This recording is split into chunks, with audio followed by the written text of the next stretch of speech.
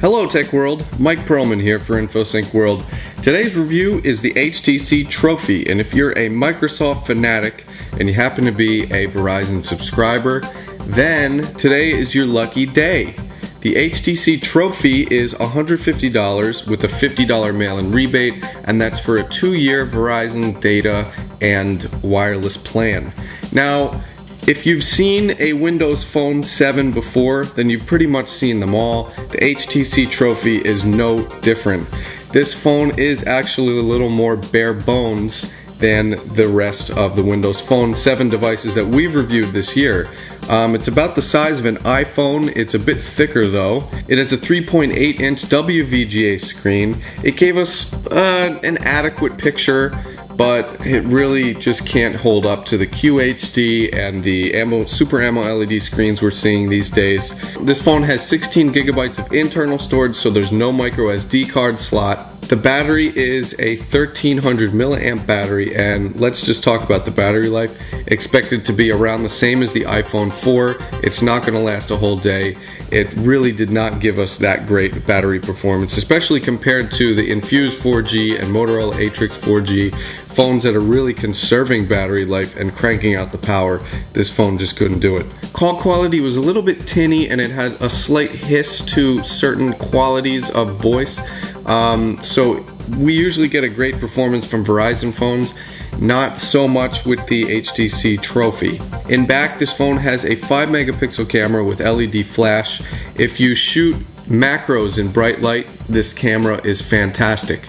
Anything outside of that is mediocre to poor, and by mediocre I mean pixel smearing, in-camera sharpening, also low light, very noisy.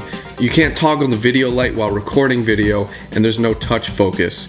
It does have a good amount of scenes, and we love the image effects that can be applied in post on this phone. A few design notes before we jump into the tour. We love the fact that HTC brought back this sexy red interior, and we get a dedicated camera button so we don't have to deal with the awkward on-screen control. So now let me give you the tour of Windows Phone 7 if you haven't already seen it on the HTC Trophy. Delving into Verizon's first Windows Phone 7 device. This is what you see on any Windows Phone 7 phone. We have one home page here, and these are animated icons here. So you can see those are all of my friends popping up. That's my avatar for the Xbox Live Store. Those are pictures I took, and I was listening to the Beastie Boys, so it shows me album art. There's also the Me Hub, and in the Me Hub it's basically my Facebook information. That's my profile picture with my face on a peacock.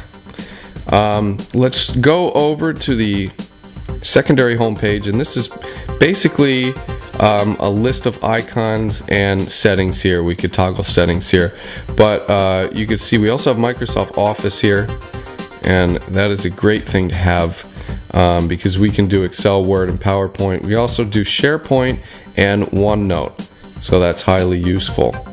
Let's also go over to the People Hub so you can kind of get a feel for that. Basically live feeds here of our friends. These are all of our friends. You can contact them in any way that they have available, email, calling, whatnot. And these are recent interactions, so that's highly interactive. Now let's go to the Xbox Live Store. And I would show you games, but for some reason this phone is being a pain in the ass and is giving me some kind of zoom hubbub. So that's my avatar. This is where we get all of our games. And it can play 3D games. The graphics are pretty good. Now we're going to pop out of this and we're going to Pictures. And in Pictures, this is great because we can see all of our pictures. That includes the camera roll and any social networking sites I happen to be logged into. There are the albums from them. And we could also see what other people have uploaded. Much like in the People Hub, we see status updates. Well, here we see picture updates. Let's jump out of this. And we're going into music and videos. This is probably my favorite. I love the music interface on this phone. let's go to, actually you can get to the Zune store here and the marketplace. And yep, we were checking out Lady Gaga earlier. But the cool thing is, alright, let's do this. Whoops. Oh, I want to listen. Okay, there we go.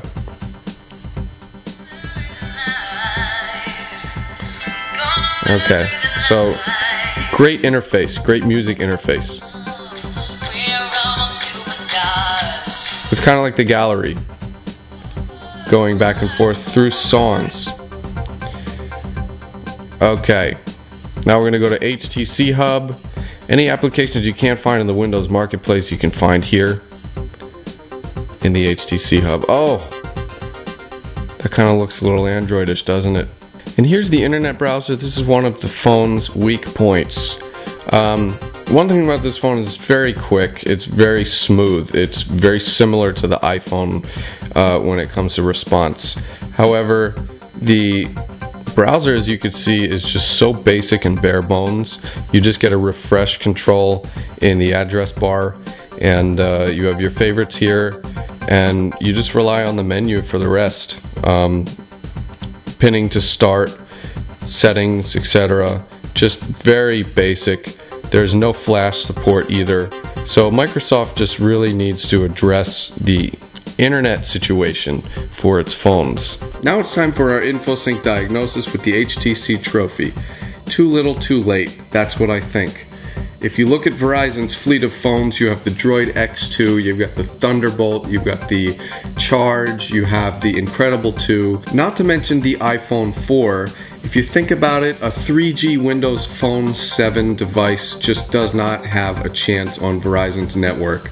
Unless you are a super Microsoft geek, then you're going to want to check out the HTC Trophy. For the complete HTC Trophy review, go to infosyncworld.com. Until next time, I'm Mike Perlman.